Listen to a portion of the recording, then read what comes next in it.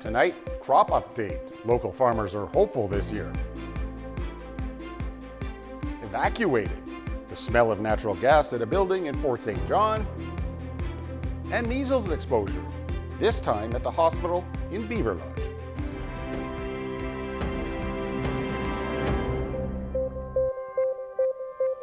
Good evening and thank you very much for joining us. We begin tonight with temperatures set to hit 30 degrees this week for the first time since May. In previous years, that news would be of great concern for local farmers. That's because drought conditions have affected the Peace region for the past 3 years. But as Noah Abel reports, things are looking up this year. If it doesn't rain, you don't grow, period. That's just the way it is. This year, farmers across the Peace region were worried about yet another year of drought. At Critcher Farms, near Farmington, a lack of rain for the past 3 years has made it difficult to grow crops. But owner Barry Critcher says this year is different. The year turned round drastically. If you'd asked me in early June, I would have said we were heading for one of the biggest wrecks we've seen. The Peace region has seen enough rain over the past 2 to 3 months to give farmers hope. Barry says it was touch and go in June, but rain in July is extending the growing season. Barry's wife, Irby, says the farm is heading towards producing normal yields this year. We probably have warded off a big disaster so far in our region here in the grain industry. However, Barry and Irby are still worried by the ongoing drought. Irby says at the beginning of the summer, farmers across the region were encouraged by the provincial government to submit a crop insurance claim to help with lower yields. Looking ahead, Barry is looking for a mix of warm and wet temperatures until September, when harvest is expected to get underway. According to Environment Canada, his wish might come true. For the balance of the month, it looks like it's about normal for both temperature and precipitation. Despite favorable growing conditions, inflation is still affecting the price of food at grocery stores. Barry says he can't control what happens around the world. So much uncertainty in the world, so much global politics, so much rumors, countries countervailing duties, tariffs. They all filter down to us at the lowest level, the person that's growing it. While he's worried about the current economic situation, after the past 3 years, he's happy to finally have what he calls an average crop this season. Noah Abel, CJDC-TV News, near Tower Lake. A building in Fort St. John had to be evacuated this morning. Firefighters arriving at the scene at Pioneer Square on 100 Avenue just after 9 a.m. The building had to be evacuated after people reported the smell of natural gas condensate. Firefighters took readings at the site, then determined it was safe to allow people back inside about 20 minutes later. Deputy Chief Matt Triano says the smell occurs every once in a while in Fort St. John. He adds it often comes from industrial vehicles passing through the city. Another potential measles exposure to tell you about tonight, this one just across the border in Beaver Lodge. Alberta Health Services saying a person with a confirmed case of the measles was at the emergency room at the Beaver Lodge Hospital. AHS saying the individual was there on July the 25th from 11 in the morning until just after 3 in the afternoon. Now, if you were there, you should monitor for symptoms, and you are strongly being encouraged to review your immunization records. Anyone who was born after 1970 and has had fewer than 2 doses of the vaccine may be at risk for developing the measles. BC's senior advocate is criticizing the province over poor planning on a challenge that we've seen coming since the 1950s. As our population ages, there's a growing shortfall in the availability of long-term care beds. CTV's Yvonne Raymond has more on the call to action.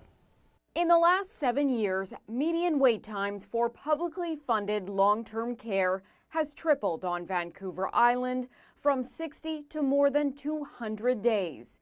And BC's seniors advocate warns the problem is only getting worse province-wide. If we don't build more beds, it will affect all of British Columbians.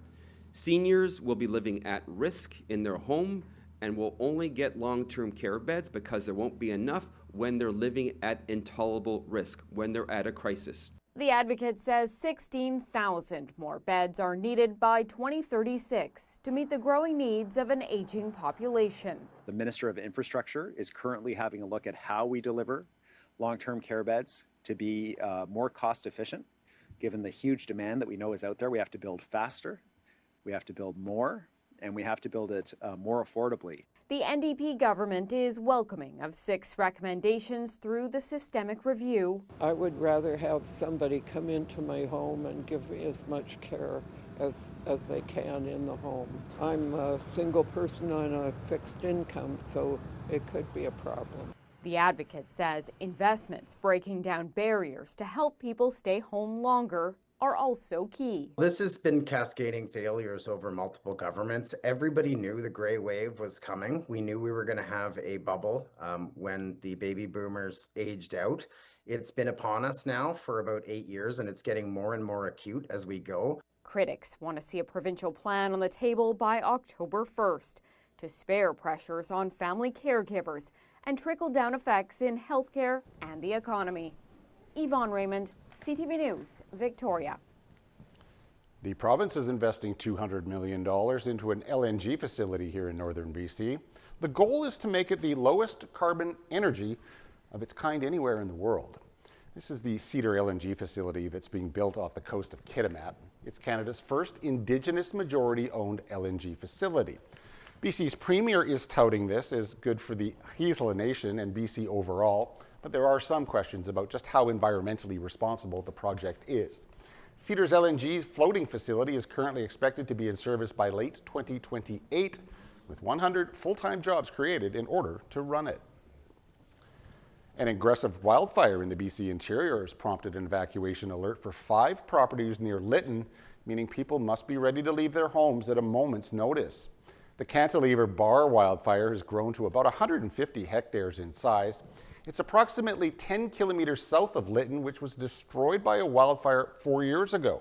Officials say hot, dry weather has increased the risk of wildfires across parts of the province, including southern BC and the interior.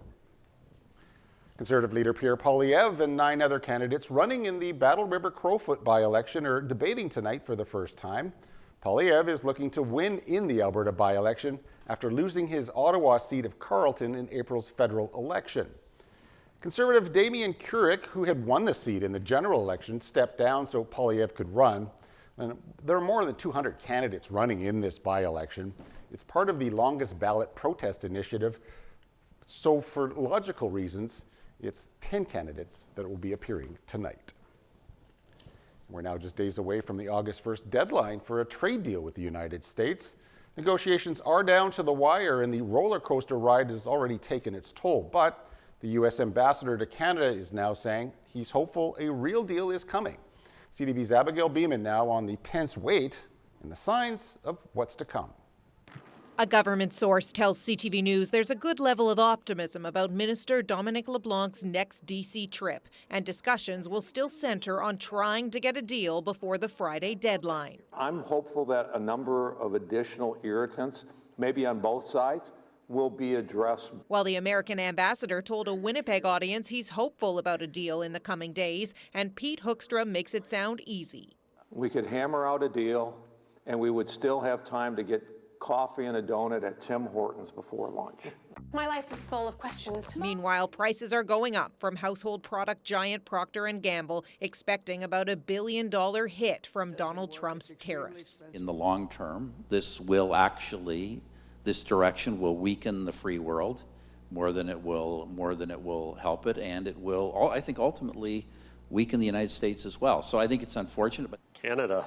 What about Canada? I don't know what they're feeling now at this point. In an interview, U.S. Secretary of Commerce Howard Lutnick, LeBlanc's main point of contact, said the European Union's deal was all about protecting their auto, semiconductor, and pharmaceutical markets, warning President Trump is going to come out in the next 2 weeks with his pharmaceutical policy, and it is going to be higher. Basically, if you are not building your plant in America where we pay for pharmaceuticals, you are going to pay a massive tariff. With that Friday deadline looming, Canadian officials and the American ambassador are messaging optimism just days after President Trump said he hasn't had much luck with Canada and there may not be a deal at all. Abigail Beeman, CTV News, Ottawa. And as that deadline approaches to reach a trade deal with the U.S., former Prime Minister Stephen Harper has revealed that the Carney government recently sought him out for trade advice.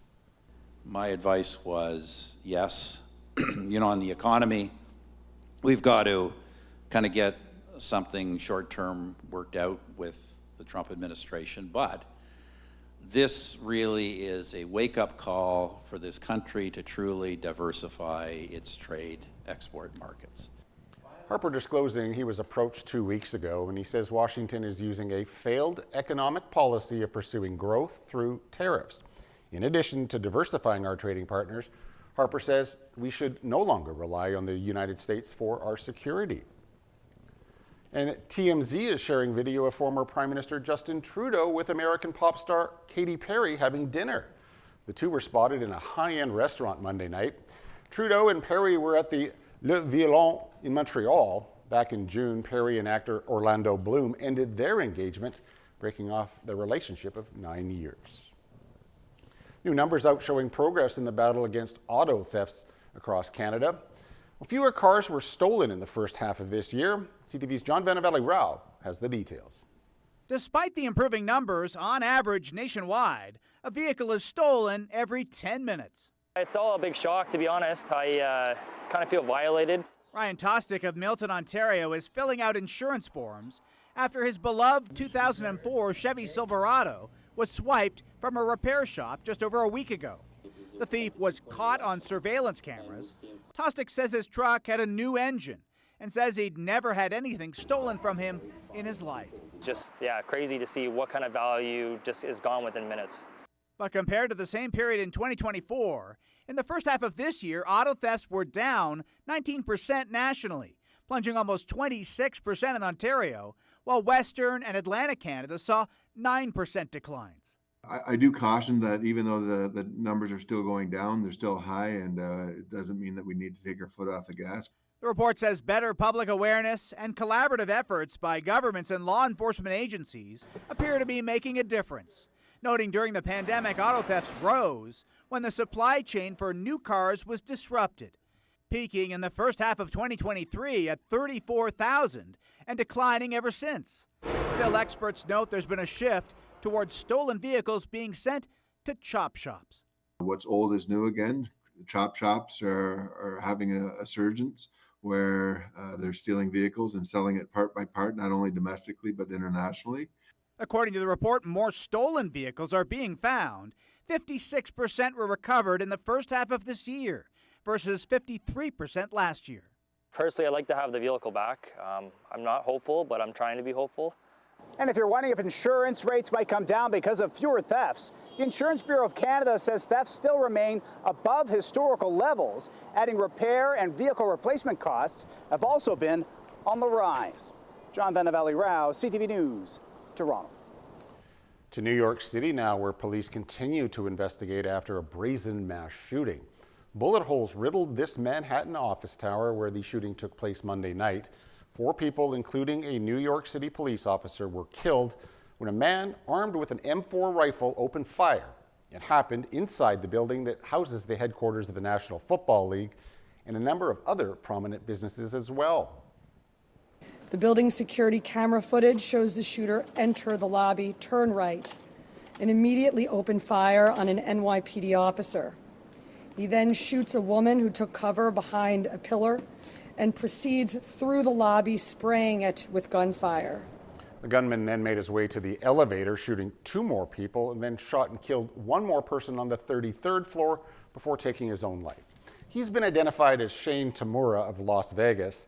Authorities say he had a documented history of mental illness. He drove 4,000 kilometers from Las Vegas to New York City in the days leading up to the shooting.